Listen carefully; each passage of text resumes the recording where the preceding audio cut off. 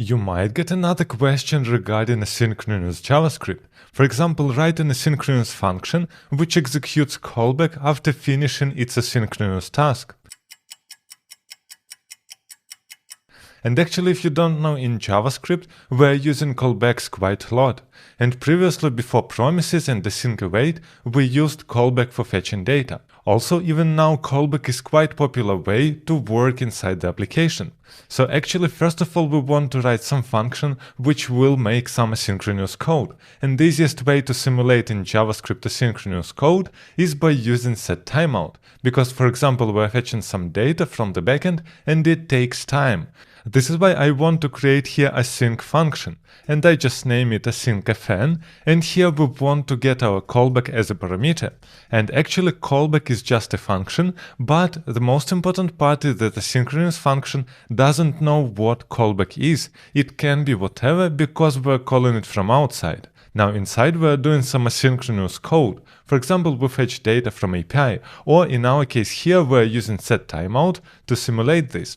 And we have setTimeout, for example, for 2 seconds, and then at the end we want to call our callback. This is why we simply call this function, or sometimes with the data as a result of our API maybe. So here we can write callback done, and this is it. Our asynchronous function is ready. Now how we are using this function? We just write a async function and we are providing our callback inside. This is a function which will be executed inside at the end. This is why here we can say that we are getting a function with argument message. This is what we are getting back from our async function. And here we can write console log callback and here comma message. And let's check if it's working. I'm reloading the page, and as you can see we don't have anything. Now after 2 seconds we are getting callback done. This is exactly how callbacks are working, and this is exactly what we implemented. So we have an asynchronous function which executes callback after finishing its asynchronous task. And the second question that you might get here, what problem callback solve? And actually there are 2 important points. First of all, callback allows us to make some asynchronous stuff and wait for the result. Because actually here we are just providing a function from outside and it will be called later and not immediately.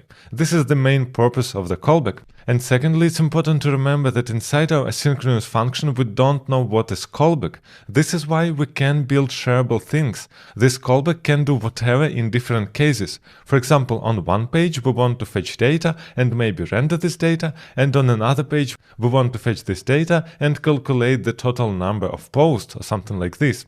Which actually means callback is a generic function. This is why we can easily share our asynchronous function without specific implementation of our callback.